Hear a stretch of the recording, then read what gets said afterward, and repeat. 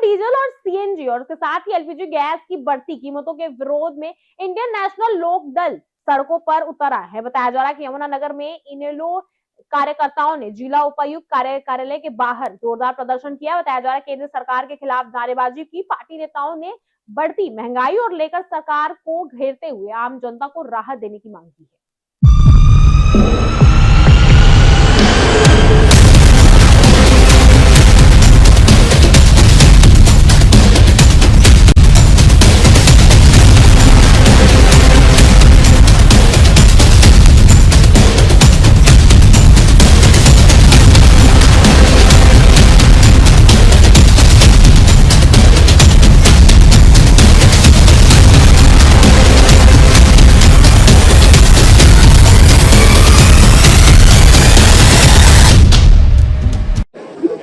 आज पूरे हिंदुस्तान में जो गरीब वर्ग है, जो मजदूर वर्ग है, जो आम नागरिक है, वो इतना परेशान है कि वो 2 वक्त की रोटी खाने से भी तंग है।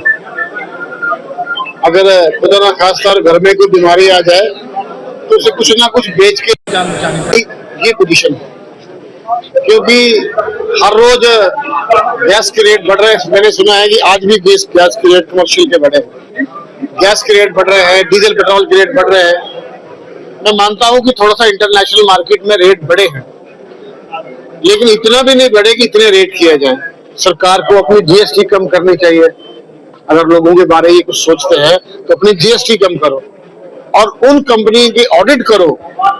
जिस वक्त देश में पूरे इंटरनेशनल मार्केट में बहुत फ्यूल का रेट बहुत कम था, जब उन्होंने लाखों अरबों करोड़ रुपया कमाया, वो भी तो हिंदुस्तान के लोगों से कमाया। अगर आज कुछ कम कमा लेंगे तो क्या फर्क पड़ता है, लेकिन फर्क ये पड़ता है कि वो हमारे जो देश के प्रधानमंत्री जी हैं उनके मित्र हैं। इस वजह से उन्होंने पूरे देश में लूट छूट मचाने का एक प्रोग्राम चला रखा है, क्योंकि 2 ही लोग बेच रहे हैं और 2 ही खरीद रहे हैं। आज हमारे देश में इतनी महंगाई है कि लोग पहले कहते थे 3 वक्त की रोटी, आज 2 वक्त की रोटी भी नहीं चल रही। हर चीज बहुत महंगी है और सस्ता है तो सिर्फ किसान का अनाज। जब किसान से लिया जाता है तो सस्ते दाम पे लिया जाता है और जब मार्केट में बेचा जाता है तो बहुत ज्यादा महंगा मिलता है। किसान को खाद नहीं मिलती, मजदूर को मजदूरी नहीं मिलती, और फिर कहते हैं कि अच्छे दिन आए। अगर यही अच्छे दिन है तो भाई हमारे को बुरे दिन ही अच्छे। इसलिए हम आज डीसी साहब को ज्ञापन दिया है, उनके माध्यम से हम प्रधानमंत्री जी को ये बताना चाहते हैं कि जो आम जन है वो बहुत परेशान है। आपने देखा होगा कि सिर्फ 5 दिन के कॉल के अंदर 2.25 करोड़ लोग इकट्ठा हो गए। साथियों, ये कोई अच्छे संकेत नहीं है, ये अच्छी बात नहीं है।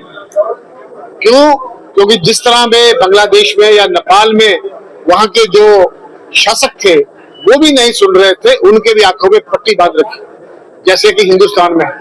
तो ये अगर टाइम सर ये जाग जाए, आंखों से पट्टी खोल लें और लोगों की बात सुन लें। ये एक देश में डेमोक्रेसी है, राजे का राज नहीं है। इनको चाहिए कि 2 आदमी की तरफ ध्यान छोड़ के गरीब जनता को भी देखें।